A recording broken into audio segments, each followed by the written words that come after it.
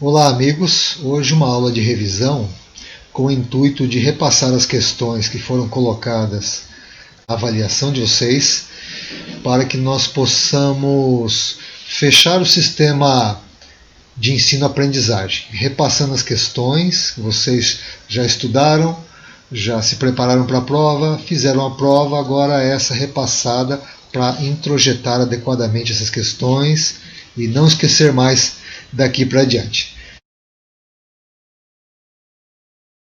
Vamos lá, pessoal. Questões clássicos de sociologia, Max Weber, Karl Marx e Max Weber. Fechando os três clássicos, já vimos Comte, já vimos Durkheim, vocês já têm uma ideia de Comte e Durkheim. E a ideia da formação é essa, porque nós vamos pontuar novamente Comte durante o curso de Sociologia. Vamos pontuar novamente Durkheim, Marx e Weber, e assim vocês vão conseguindo ter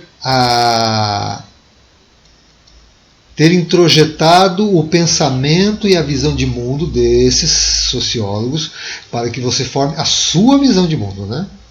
Você pega pontos importantes que você acha coerente e vai criando a sua visão de mundo. Isso que é importante. Vamos lá? A primeira questão é a seguinte. Karl Marx definiu a sociedade moderna como capitalista. O termo capitalista é um termo marxista. Foi Marx que apresentou esse termo em suas obras e foi aceito, como é aceito até hoje, como um termo que define a mudança no mundo após a Revolução Industrial, onde se estabelece o sistema capitalista no mundo. Buscou explicar os mecanismos desse sistema, os mecanismos de funcionamento, examinando a realidade em sua mudança constante. Imaginem vocês a incrível mudança que Marx observou em sua época na explosão da Revolução Industrial, máquinas a vapor, linha de trem atravessando máquinas ferroviárias, atravessando a Europa. Imagina que coisa louca, tudo isso era muito novo. Indústrias aqui, indústrias lá, e produzindo muito, as pessoas vindo do meio rural para as grandes cidades, nem todas achavam emprego, as que achavam emprego eram aquelas situações que nós já estudamos. Muita poluição começa a aparecer, as mazelas das grandes cidades, tráfico de droga, prostituição, esses comércios paralelos de origem estranha, e tudo isso começa a acontecer dentro das cidades, né? Violência, regiões suburbanas, né? As favelas da época, né? Toda essa coisa acontecendo e esses primeiros sociólogos, os clássicos da sociologia, vendo essas constantes mudanças. A esse respeito ao mundo capitalista que se estabeleceu, Marx coloca essa frase: provoca a cólera o açoite da burguesia e de seus porta-vozes doutrinários. Então o Marx via uma burguesia que açoitava a classe proletariada. Porque no entendimento e na explicação positiva, a visão positivista que estava se estabelecendo na época, daquilo que existe, abriga também o entendimento e sua negação de sua morte inelutável. O Marx está falando da morte da classe burguesa em relação ao capitalismo, a morte do capitalismo.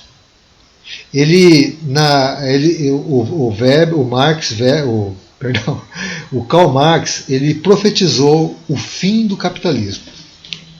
Nós estamos começando a caminhar no entendimento de assuntos bem profundos. Nós estamos falando aqui no pensador que dá a base ao marxismo, que dá a base a muito hoje do pensamento socialista, de partidos de esquerda, de estruturas socioeconômicas, né?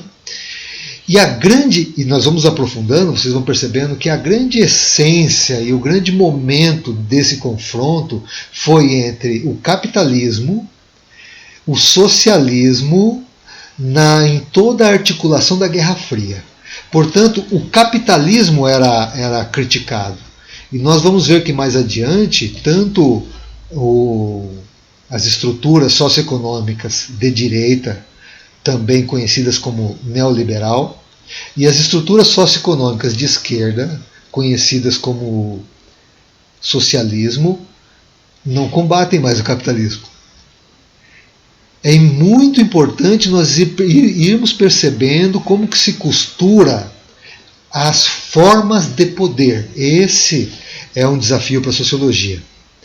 Como que se costura a forma de poder através da ideia dos socialistas, através das ideias dos liberais, especialmente os de extrema esquerda, extrema direita, que se percebe historicamente uma construção de idealismo para estabelecimento de formas de poder pela visão socialista ou a visão neoliberal de direita. Espero que vocês estejam entendendo. A visão de Marx, portanto, era uma questão de afrontamento, de revolução.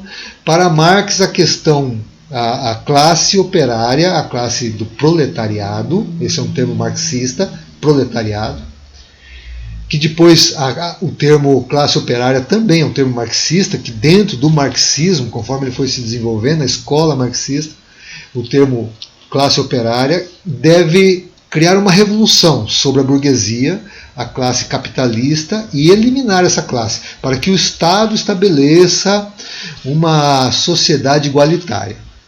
É uma utopia, né? Nós comentamos nas aulas passadas uma utopia, uma ideia de um mundo ideal, tá? Que Marx colocava. Vamos ver as respostas? Revolução é a resposta certa? Eu acho que eu já falei aqui nessa explanação, né? Pragmatismo, trabalho, adaptação. Cuidado com as pegadinhas, né? Numa prova, eventualmente, num outro tipo de situação, um concurso ou um Enem. Trabalho, a pessoa pode relacionar com o pensamento marxista, essa questão do trabalho. Pragmatismo não entra aí, né? Uma questão ficou um pouco solta, o pragmatismo não é prático no primeiro momento. O que Marx coloca é mais utópico. A utopia quer dizer um idealismo, um mundo ideal que poderia ser formado assim, assim, assado. Não é uma questão de adaptação dessas classes e sim da revolução, tá? Então agora entendam isso. O marxismo ele tem uma abordagem muito revolucionária. Sempre que vocês estiverem em contato com uma pessoa que é de esquerda e um pouco mais voltada ao extremismo, ela tem essa abordagem revolucionária, né? Nós vamos estudar mais adiante os sindicatos que foram estabelecidos mais adiante com o aspecto de enfrentamento, aquela coisa sempre revolucionária. Depois nós vamos entendendo um pouquinho mais. É uma visão interessante, todas as pessoas têm direito a isso, mas como professor de sociologia, eu procuro desmembrar, descortinar o que tem por trás de meios de manipulação e dominação. Isso é o que importa de um professor de sociologia, para que você possa observar a sociedade em seu formato sistêmico e nas articulações de poder. Vamos adiante. Será que você acertou a segunda questão? Por que você está na chuva? Não está chovendo? Está sim. Não está não. A água está descendo do céu, isto é chuva. Isto é a sua opinião. Opinião? Não. Fatos. São gotas de chuva. Não preciso olhar, já sei que não é chuva. Se não é chuva, então por que você está molhado e eu seco? Defina molhado. Meu cérebro está doendo.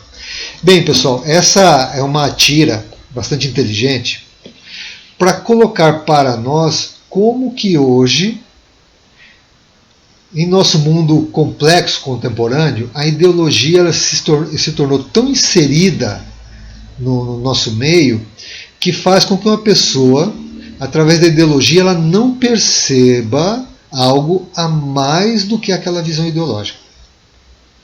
E isso se tornou um mecanismo muito adequado para os grupos de interesse, os grupos de dominação, grupos de poder. E eu quero estar construindo com vocês essa visão. Muito importante. Vamos lá. Karl Marx, para quem ideologia é o modo de ver a realidade da classe social dominante que nasce da separação entre teoria e praxis, ou seja, teoria e prática. Eu acho que vocês já mataram essa questão na prova pelo nome do Karl Marx ali, que é quem nós estamos estudando.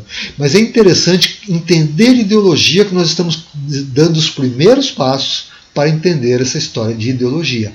Para o Karl Marx, a ideologia era uma realidade criada pela classe dominante. Com essa ideologia capitalista, para o Marx, isso era uma forma de dominar as classes operárias para que elas continuassem alienadas, gerando riqueza para as classes dominadoras. Essa era a visão de Marx de ideologia. A ideologia foi para parâmetros tão diferentes que hoje a ideologia se tornou visão de mundo, se tornou posicionamento social, posicionamento político, e as pessoas se posicionam muitas vezes de uma forma chegando ao ponto de situações quase absurdas mesmo. Né? Eu achei bem curioso esse pensamento e achei interessante colocar para vocês que a visão ideológica é isso. Eu estou molhado, mas o que é molhado para você? Não está chovendo para mim, está chovendo para você. Você está seco, eu estou molhado, mas o que é molhado para você? Chegar a pontos assim realmente de se definir um modelo mental extremamente pequeno e não se percebe algo a mais que isso, tá? Bom, essa aqui já está fácil, né? As outras questões nem vou ler, essa aqui ficou bem fácil, mas a ideia é perceber a visão de ideologia na época para Marx e hoje como nós vemos ideologia. Né? A ideologia está introjetada nas pessoas, de posicionamento político, fazendo com que as pessoas sejam a própria microfísica do poder atuando na sociedade. Esse é um assunto profundo, mais para adiante. Tenham calma. 3. Sobre a ascensão capitalista, segundo Karl Marx, é correto afirmar que a classe trabalhadora é decisiva pelo papel fundamental que exerce no processo de criação de valores, riqueza. E isso, né, pessoal? Essa também ficou fácil. A ideia de Marx, só que Marx via um processo de alienação, que nós estudamos, em relação ao operário não perceber a mais-valia. Então o operário ficava em parte na indústria, fazendo apenas uma das partes do processo todo da produção, e apenas naquela parte ele não via a produção toda para o Marx um processo de alienação. E ele não tinha noção da mais-valia, ou seja, o burguês ganhava dinheiro com a mais-valia. Né? A mais-valia era o trabalho barato para produzir algo, e essa mais-valia era a diferença, né? Que gerava ali a riqueza, mas não pelo lucro em si, de custar tanto para fazer e vender por tanto, mas sim da mão de obra explorada produzindo a mais-valia, a riqueza para o burguês. É uma visão interessante que criou muitos adeptos no mundo em relação a ver o sistema social da burguesia e do proletariado com essa visão conflitante aí, né, de que a burguesia funciona assim. Bom, a importância dos trabalhadores diminuiu na mesma proporção em que são cada vez mais intensamente exploradas.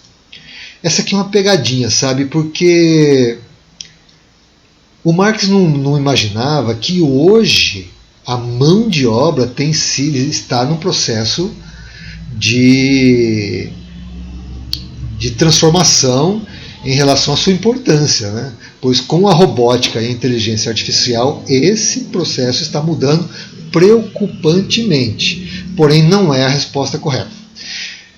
Nova divisão sexual do trabalho é uma questão que se discute bastante hoje, né? A mulher ganha menos que o homem, aquela coisa toda. Isso nós vamos discutir melhor também, tá? Existe esse evento, mas precisamos ampliar a visão, nós vamos aprofundar um pouquinho para vocês perceberem os outros elementos nessa história toda.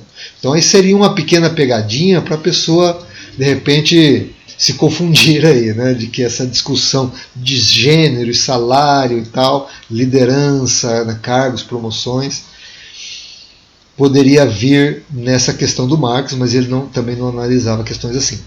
O uso de máquinas informatizadas e tecnologia globalizada substitui a força de trabalho dos operários. É uma questão também a ser discutida. a ser discutida, mas não é a questão em relação ao pensamento marxista, né? A base do pensamento marxista que via como essência do capitalismo a mais-valia, a exploração do proletariado. Você acertou essa questão? E a próxima questão, será que você acertou? Não tenho nada contra os pobres, pelo contrário, acho que precisam de ajuda e compreensão. E tem mais, estou convencida de que a maioria das pessoas pobres não faz isso por maldade. É uma tira interessante, né? Questionando a divisão de classes, né? Classes inferiores, né? Classes superiores, menos favorecidos, excluídos. O quadrinho expõe uma situação em que a pobreza é vista como uma escolha individual, sendo antes um subproduto da exploração econômica. Tá? A visão marxista é que existe a pobreza, pois ela é um subproduto da exploração econômica. E isso faz todo sentido, né? Pois o desenvolvimento do capitalismo não tem resolvido a questão da pobreza no mundo, da miséria até mesmo, né? E da grande divisão entre a distribuição de riqueza. Dentre os pensadores clássicos das ciências sociais, especificamente um autor teria uma interpretação contrária à questão da pobreza como escolhida pelo indivíduo. Na verdade, um subproduto da exploração econômica. Essa também é fácil, não é o Herbert Spencer, não é o Max Weber, talvez alguém tenha confundido, Max Weber é uma outra linha de abordagem, não é o Auguste Comte, que estabeleceu o positivismo, sim, o Karl Marx. O Karl Marx ele sempre tem essa abordagem. A abordagem marxista sempre é essa linha, né? Dessa divisão de classes, dessa questão de confronto, dessa questão de enfrentamento para resolver a questão de pobreza. Seria necessário uma revolução contra a classe burguesa. Assim você vai pegando o seu parâmetro sobre o pensamento de Karl Marx. Outra questão do Marx aqui. Vou me aposentar amanhã e sabe o que vou fazer? Andar até o fim desta linha de montagem e descobrir o que estou fazendo há 30 anos. Lembram-se da alienação que eu coloquei para vocês? Vocês sabem o que é o termo alienação? Alienação é estar separado. Alienação é não saber o que está acontecendo em outros processos dentro de algo sistêmico. Isso é alienação. Então, portanto, um dos importantes pensadores sobre as relações de trabalho no capitalismo foi Karl Marx. Ele produziu um conjunto de ideias e conceitos a respeito dessa temática. A charge representa uma situação vivenciada por milhares de trabalhadores em todo o mundo. Relacionando a charge com os conceitos desenvolvidos por Marx, é correto afirmar que a charge se relaciona à alienação, trabalho, cooperação e proletarização. Olha, cuidado com a pegadinha. Proletarização, termo marxista, mas o proletário é a classe trabalhadora. Não existe cooperação, o trabalho existe dentro de um processo de alienação. Então, para Marx, o indivíduo está alienado por fazer parte apenas de um dos segmentos da produção. Dessa forma, ele produz a mais-valia sem questionar-se que aquela mais-valia gera riqueza para a burguesia e ele fica numa condição inadequada, segundo essa visão de Marx, especialmente no contexto dele, que existe até hoje, com outros parâmetros para nós analisarmos. Se você respondeu à alienação, parabéns! Sabemos que o termo alienação na linha marxista é esse, agora sabemos, e existem outras abordagens sobre o termo alienação, correto? 6. A ação social. Agora começamos a falar de Weber. Weber é um pouco mais complexo e também visto pelos sociólogos como mais contemporâneo em relação a questões pontuais da sociedade em si. Como Weber, como Durkheim, eles olharam o sistema social com mais elementos, né? O Marx ele focou mais na questão da produção e consumo, né? Riqueza e produtividade, classes sociais, a exploração dessas classes, a classe dominante sendo a burguesia, na visão do Marx. Tá? A visão do Weber é mais aquele sociólogo mais amplo em relação às questões sociais.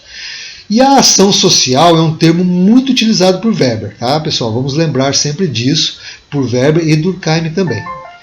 Mas especialmente o Weber. O Durkheim é o fato social, lembrem-se disso. Weber discute muito a ação social. Durkheim comenta a ação social. Weber coloca como objeto de estudo a ação social. Weber também fala do fato social. Porém, Durkheim aprofunda mais o fato social. E no processo de socialização, vocês não se preocupem, vocês vão introjetar isso muito bem para a formação de vocês. A ação social, incluindo tolerância ou omissão, orienta-se pela ação de outros, que podem ser passadas, presentes ou esperadas como futuras ações já previstas pela visão do sociólogo. Os outros podem ser individualizados, os outros, entre aspas, podem ser individualizados e conhecidos, ou em uma pluralidade de indivíduos indeterminados e completamente desconhecidos. Tá? É um pouco, no primeiro momento, é um pouco confuso, até nós começarmos a perceber bem. Né? Max Weber, um dos clássicos de sociologia, autor dessa definição de ação social que para ele constitui o objeto de estudo da sociologia, apontou a existência de 4 tipos de ação. Quais são elas? Muito bem, pessoal, ele analisa o indivíduo em ação, certo? Ele analisa o indivíduo também pela ação do outro, que pode ser num determinado momento completamente desconhecida, mas através do estabelecimento da percepção de como o indivíduo age, poder ter algo esperado dessa ação social, ou daquele indivíduo, daquele grupo social, daqueles vários grupos, né, em consonância, para entender a sociedade por esses parâmetros. Muito bem, vamos lá. Será que você acertou? Ação tradicional é dos tipos de ação social. Ação afetiva, ação política em relação a valores, ação revolucionária. O que você acha? Ação tradicional, ação afetiva, ação racional, ação ideológica. O que você acha? Ação tradicional, ação afetiva, ação política com relação a fins. É um pouquinho mais complexo, não é mesmo? Ação racional com relação ao objetivo, ação racional com relação a valores, ação tradicional, ação afetiva. Ação tradicional, ação emotiva, ação racional com relação a fins, ação partidária. Apesar de parecer um pouco confusa no começo, mas para o teu processo de aprendizagem é muito importante essa abordagem, para que nessa pequena confusão eu perceba que existe uma ação tradicional, que as pessoas agem sem questionar, elas apenas fazem por tradições. E isso nós vamos aprofundar mais adiante, que por tradições existe um sistema de valoração muito significativo, que é uma construção humana. E por tradições existem sistemas de manipulação, e nas duas facetas o indivíduo age sem questionar. Por isso que ela é perigosa. E por isso que também ela tem um lado positivo. Existe a ação afetiva e emotiva, que também é irracional, e a pessoa age sem muitos questionamentos, por afetividade ou por processos motivados pela emoção. A pessoa entra em ação, e o Weber percebe isso. Temos exemplos disso no trânsito, temos exemplos disso, como eu falei para vocês, numa prova do Enem. A pessoa tomou uma determinada atitude. E isso influencia grupos grandes sociais. Por exemplo, na questão da pandemia, em um determinado momento, que uma empresa teve alguns funcionários contaminados. Essa empresa alugou uma casa, colocou esses funcionários lá e isolou-os para poder tratá-los. Quando a comunidade ficou sabendo de que isso estava acontecendo, a comunidade expulsou essas pessoas de lá, queimou a casa e fizeram uma coisa horrível. E é essa a percepção do Weber, o chamado efeito manada. Na história lá da galinha, da águia e do galinheiro, socialmente nós temos muito essa percepção nessa metáfora do galinheiro. Né? As pessoas agiram assim de forma impulsionada pela emoção irracional. Tá bom? Nós temos a ação racional com relação a um valor, a ação racional com relação a um objetivo e com relação a um valor. Tá? A tradicional, a afetiva, talvez vocês confundiram aqui na ordem, eu não acompanhei a ordem, mas é a letra D, para você que eventualmente tenha errado. A ação tradicional, que eu já expliquei, a ação afetiva, e a racional é por um objetivo, uma meta, um ponto que você quer chegar, você racionaliza esse processo, e também por valores. Você tem determinados valores, e isso é muito fundamental percebermos para a nossa clareza do nosso senso crítico, que valores determinam a ação social. E uma sociedade paga caro, muitas vezes, por estabelecimento de um sistema de valores que determina a ação das pessoas. Certo, pessoal? Compreendido? Vamos adiante. A próxima questão. Como Max Weber conceituou a ideia de ação social que ele tanto fala? Uma ação social é toda ação tomada de forma coordenada socialmente e com outros sujeitos? Aparentemente, no primeiro momento, isso é uma ação social, né?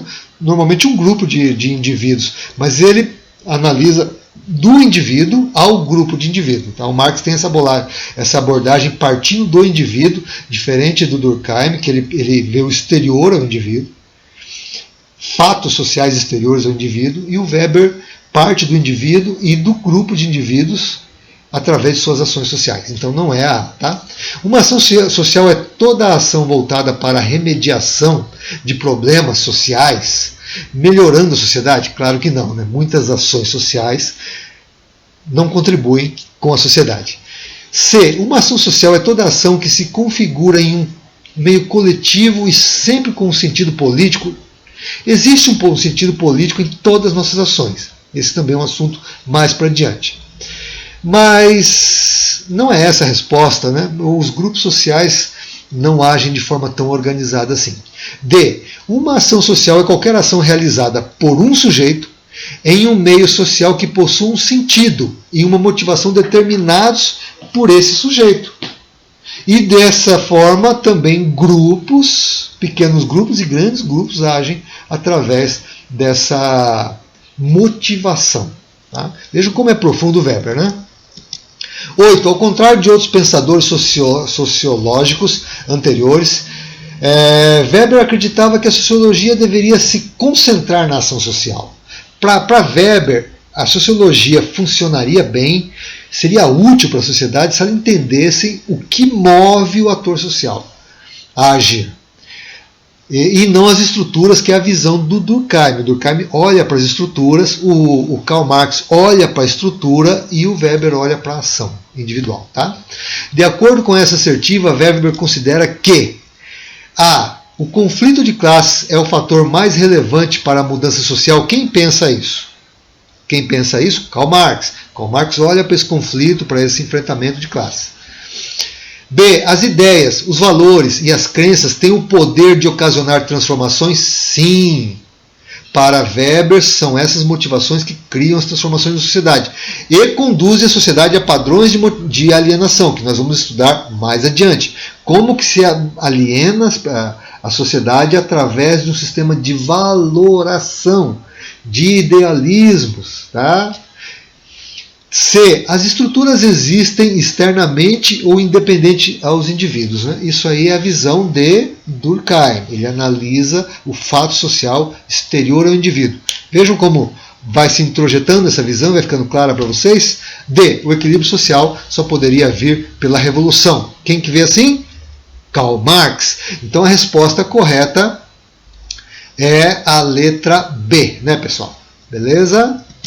9. Vamos lá, a sociologia de Max Weber é considerada uma ciência compreensiva. Por isso que nós estamos compreendendo que o método de Weber é diferenciado, né? E explicativo. Na sua concepção, compete ao sociólogo compreender e interpretar a ação dos indivíduos, assim como os valores pelos quais os indivíduos compreendem suas próprias intenções pela introspecção ou pela interpretação da conduta desses indivíduos. Sobre a sociologia compreensiva de Max Weber, é correto afirmar que, na sociologia compreensiva de Max Weber, a primeira tarefa da sociologia é reformar? Não. Mudar? Não, nada disso, né? B. Na sociologia compreensiva, o homem não consegue compreender as intenções dos outros? Não. Também não. É possível perceber, como ele fala, até futuras ações através de identificar esses padrões de valoração e motivação. C. Max Weber entende por sociologia compreensiva uma ciência que se propõe a compreender a atividade social? Opa! Deste modo, explicar casualmente a causa, seu desenrolar e seus efeitos. Opa! Para explicar o mundo social, importa compreender também a ação dos seres humanos, do ponto de vista dos sentidos de seus valores. Pessoal, eu acho muito legal. Max Weber, para mim, ele coloca a sociologia num nível muito alto. Essa é a resposta certa. A C. D. No método compreensivo de Weber, os fenômenos sociais são considerados como simples expressões de causas exteriores. Agora vocês já sabem que não. 10. Olha o tamanho da questão, tá louco? Além da crítica de Heidegger, há outras críticas à racionalidade, técnica no pensamento contemporâneo. Há toda uma tradição crítica que vai de Max Weber aos principais nomes da escola de Frankfurt. Um ano antes de sua morte, em 1919, Weber saudava o novo espírito da modernidade, mas advertia que o sutil manto da racionalização,